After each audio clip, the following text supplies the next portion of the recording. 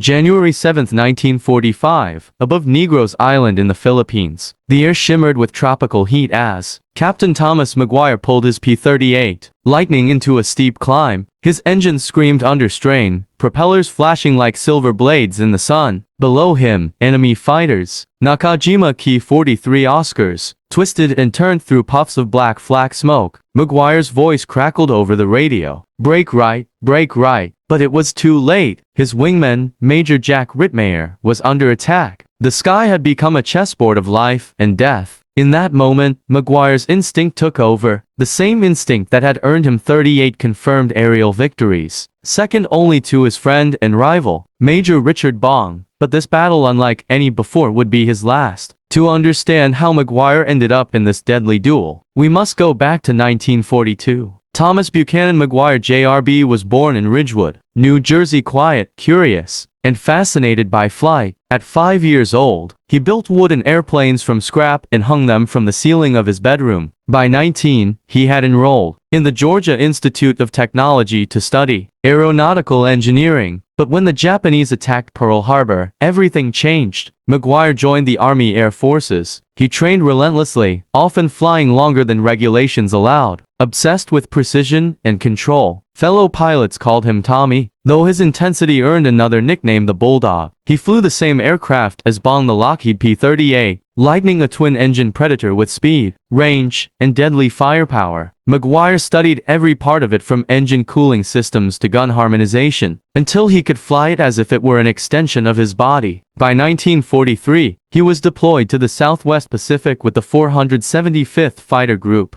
under General George C. Kenney, the same commander who had discovered Richard Bong's talent. McGuire wasn't the natural showman that Bong was. He was analytical, methodical, calculating, a pilot who saw combat as an equation to be solved with skill, not luck. In his first months, McGuire scored victory after victory against the Japanese Zero, learning how to exploit the P-38E's superior power and high-speed dives. His precision made him feared, but behind every success, there was something else: a growing rivalry. Bong and McGuire flew in the same theater, hunting the same enemy, and chasing the same record. The newspapers back home compared them like gladiators. Bong vs McGuire, America's race for the skies. But McGuire didn't care for fame. He cared about mastery. Every dogfight was a test of reflexes, nerves, and will. And by the end of 1944, he was determined to surpass Bong's record, even if it meant pushing himself and his aircraft beyond the limits. Late 1943, the humid air over New Guinea hung thick with rain and engine exhaust. Captain Thomas McGuire adjusted his oxygen mask as his P-38 Pudgy to roll down the muddy strip. His squadron, the 431st Fighter Squadron, had one mission: intercept Japanese bombers heading toward Allied supply lines. He was calm, almost unnervingly so. While other pilots tense before combat, McGuire would quietly run his fingers along the instrument panel, whispering to his aircraft as if it were alive. "All right, Pudgy," he'd say softly, "let's bring them down." Once in the air, the clouds opened to reveal distant Specs bombers flanked by agile Zero fighters. McGuire's tactical mind came alive. He didn't charge recklessly. Instead, he positioned above and behind the enemy, using the P-38E's altitude and dive advantage. He lined up his sights, adjusted for deflection, and fired short, surgical bursts. Within seconds, the lead bomber exploded into a fireball. "Splash one," he called over the radio, his voice calm, measured, professional. By the end of the day, McGuire had scored 4 kills, earning the Distinguished Service Cross. His gun camera footage showed remarkable precision, each engagement lasting less than 10 seconds. His method was pure mathematics: speed, angle, distance, timing. As McGuire's victories mounted, his legend spread through the Pacific. He was disciplined, relentless, but not showy. When reporters asked about his success, he simply said, "It's not courage, it's calculation. The moment you stop thinking up there, you die." But something deeper was driving him. Every telegram, every headline from home, reminded him of Bong's growing score. By mid-1944, Richard Bong had 28 confirmed kills. McGuire had 26. The race was on. The rivalry was quiet but intense. Bong was admired for his charm and humility. McGuire, for his focus and perfectionism. They weren't enemies, they respected each other, but both knew that history only remembers one name at the top. In August 1944, McGuire's squadron moved to the Philippines. The skies there were more dangerous. Japanese pilots fought with desperate ferocity, but McGuire thrived in chaos. On one mission near Leyte Gulf, his flight of 4 P-38s engaged over a dozen enemy aircraft. McGuire personally downed 3, saving his wingmen from encirclement. When he landed, his crew chief said, "Captain, that's 31 confirmed." McGuire only nodded. Not enough yet. He studied every detail of each engagement, where he turned, how long he fired, how the enemy reacted. He wasn't just flying missions, he was dissecting them. Every flight was an experiment to refine perfection. By November 1944, his score reached 38 kills, tying Bong. He had done it, the race was even, but fate would decide who would be remembered as America's ace of aces.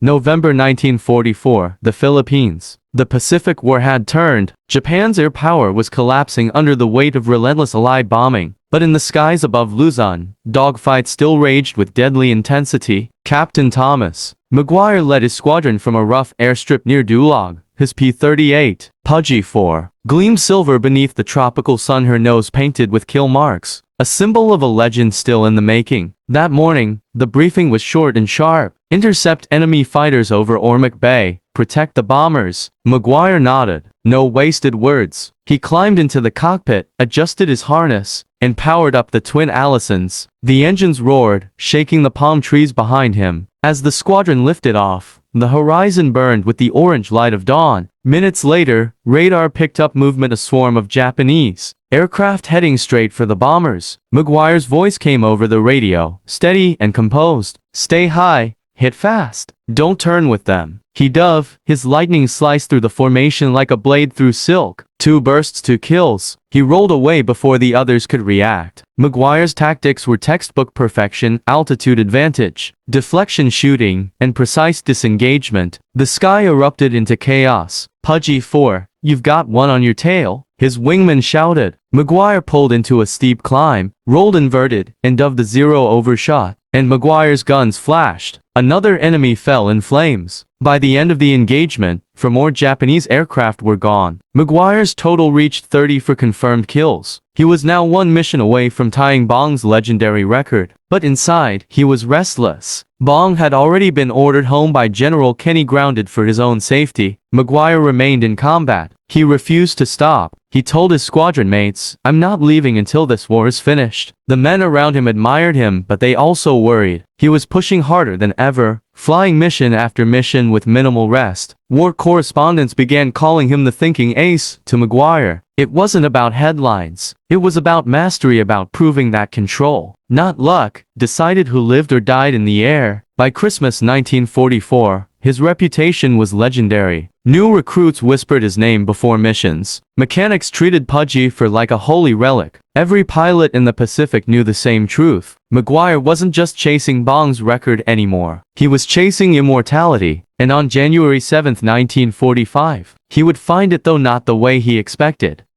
When the telegrams arrived at air bases across the Pacific, few could believe it. Captain Thomas McGuire gone. In the officers' mess at Tacloban, men sat in stunned silence. The clatter of utensils, the casual laughter, all vanished. For weeks, his squadron flew missions with heavy hearts. His empty bunk, neatly made, became a shrine. General George Kenny, commanding the 5th Air Force, wrote in his diary that night, "He died the way he lived, fearless and loyal to his men." News reached the United States days later. Newspapers printed his photograph, the boyish grin, the pilot cap tilted slightly to the side under the headline, "America loses another hero in the Pacific." For a country exhausted by war, McGuire's death was both tragedy and inspiration. He had embodied the spirit of the American airman, bold, brilliant, and utterly human. In Wisconsin, Richard Bong, his quiet rival and friend, read the news in disbelief. The two had shared a rivalry built on respect, not hatred. They competed for kills, but they also shared the same values: duty, discipline, and devotion to the men who flew beside them. Bong later told a reporter, "Tom was one of the best we ever had. If he went down trying to save a buddy, well, that's exactly who he was. Within months, Bong himself would perish while testing a new jet fighter. Just before the war's end, two heroes, gone within 7 months, the twin legends of the Pacific. To their comrades, it felt like the sky itself had dimmed. In hometowns across America, mothers wept. Schoolchildren wrote letters to Mrs. McGuire, thanking her for her son's courage. Churches held prayer services for the boys who never came home. The war dragged on, but for many pilots, something inside them had changed. The glory of aerial victory no longer shone as bright. They had seen how fragile it all was. At McGuire's funeral in Sebring, Florida, his wife, Marilyn, stood silently as the honor guard folded the flag. The bugler played taps, its notes rising softly into the humid air. When the officer handed her the flag, she whispered, "He never broke a promise." In the months that followed, McGuire's legend grew. He became not just an ace, but a symbol of devotion, sacrifice, and the unyielding courage of a generation that gave everything it had. His name was carved into the annals of history, not as a man who chased fame, but as one who chased honor and found eternity in the skies.